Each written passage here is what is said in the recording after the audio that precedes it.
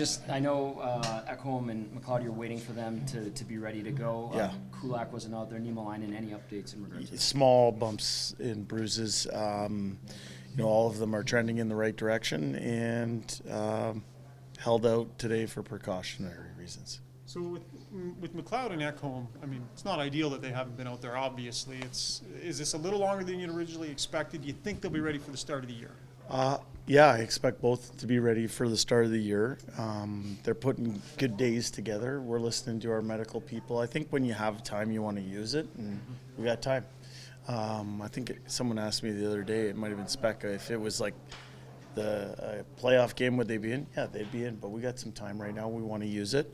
Both are good pros, and they'll be ready whenever it is that they'll join the team full time. With Ekholm, is this something that he's going to be able to shed by the start of the season? Because he's going to play 100 games, right? So is this I like the way you think with hopefully more than 100. Is he going to be able to shed it? Yeah, I think he will. Yeah, it's nothing. It's soft tissue, so sometimes you just need things to heal, and time is the best medicine for it. He's getting great treatment, and we expect him to make full recovery. We should see him here, I think, fairly soon. Because he's a veteran, is it more of a seamless transition from him not playing to playing for you? Yeah, I think so, because veterans have the ability to think their way around the rink if they're not physically maybe where they want to be. And, he's missed some time here of taking the reps that everyone else has gotten. But he's an elite level hockey thinker and intellect, and he's been around the league long enough to be able to manage a game, and then physically continue to heal and get better, and eventually be in the shape that he wants to be in. Would you play him in a preseason game, or are you just? I would. Yeah, I would, but I also defer most medical decisions to the people that are the experts in that area, and right now that is that Matthias won't play tomorrow night. I'll give you that scoop. All right, you got that scoop. There you go. You've made it clear that, you're going to need both your goalies through the season. You've said that all along. But with that said, you have to tap somebody opening night. So what's the criteria for who you go with opening night? I don't think I have all the information to make that decision just yet. I'm not going to lay out my process in making that decision. I would agree with you in that we're realists and we understand that we need both goalies. It's a two-goalie league now. We have 1A and 1B, and they're going to sort out who's who. I think both have had really good moments in the preseason, and and just because someone starts opening night doesn't mean that they have anything handed to them. I mean, last year, certainly the goalie that started opening night didn't play in the last game of the year. So, it's a living, breathing thing that'll adjust over time. But it's opening night starter is still something. Yeah. Something. Is it an open competition for that job? Yes.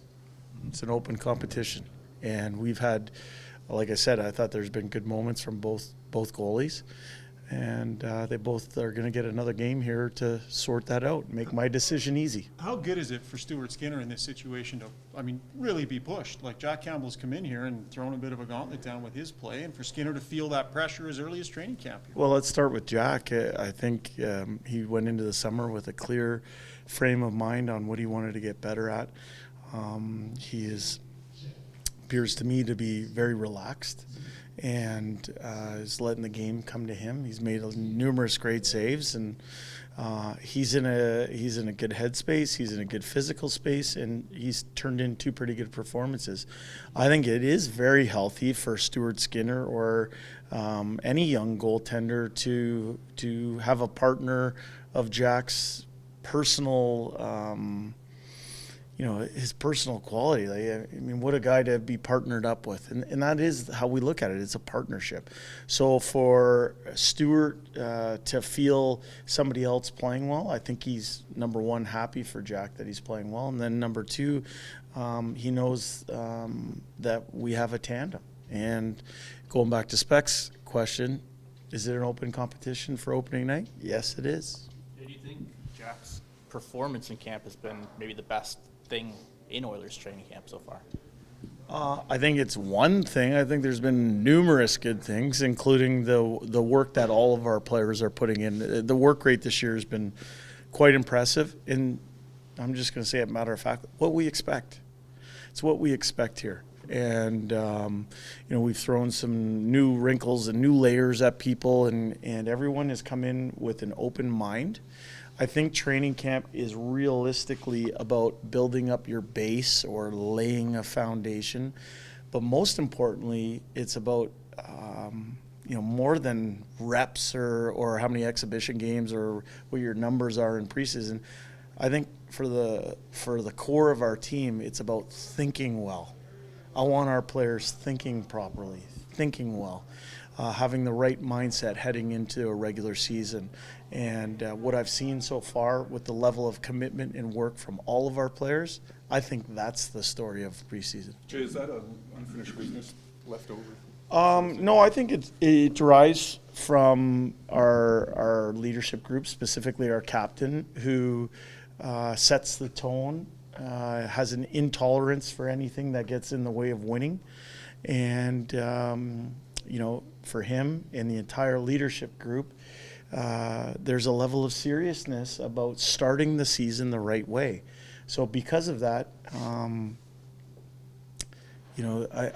find the attentiveness and the way our team is thinking to be the right way of thinking. You've had Draisaitl a little more ornery this fall than he's been in the past?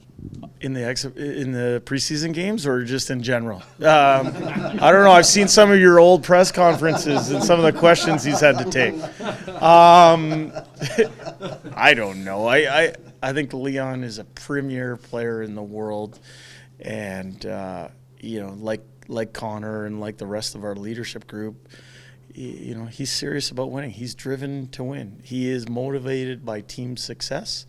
Has that translated into, maybe a little bit of orneriness?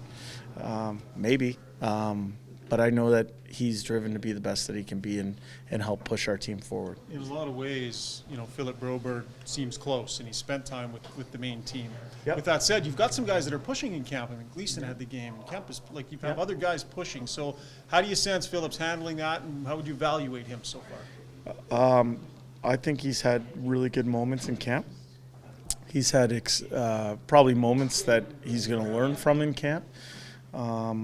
He's worked very hard, showed up in top shape, has a seriousness about him. We see improvement, and he's positioning himself quite nicely, in my opinion. I hear the pickleball's impressive too. Oh yeah. Did you guys see the highlights of We that? heard some results. Yeah. Hey, you talk about thinking well or competitiveness or orneriness. You should have seen it on the pickleball court. Those guys are not only elite level hockey players, but they're competitors on the pickleball. Did you play too? I didn't. I was just observing. I was scouting.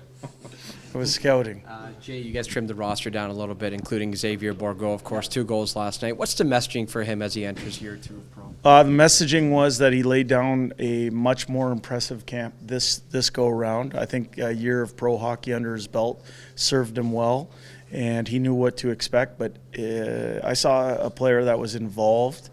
I saw a player that didn't wait for things to come to him. He went and made things happen. I think he's trending in the right direction as a prospect. He got bigger and stronger over the summertime. His job now is to go down to Bakersfield and become a very important player on that team. And, he should feel good about that camp because the coaching staff here and the management certainly feel good about it. Is the timing pretty good in terms of letting him go down with confidence after a game like that? Sure. Yeah, I think, as much as, you're disappointed when you don't make the big club and everyone comes in with that goal, you kind of know where you fit on the pecking order and where you're at in the stage of your career and whatnot. And I think for him, step number 1 was to make sure that he performed well. He did. So, yeah, he's going down with a lot of confidence, but now he's got to translate that into becoming a very important player as part of the Condors.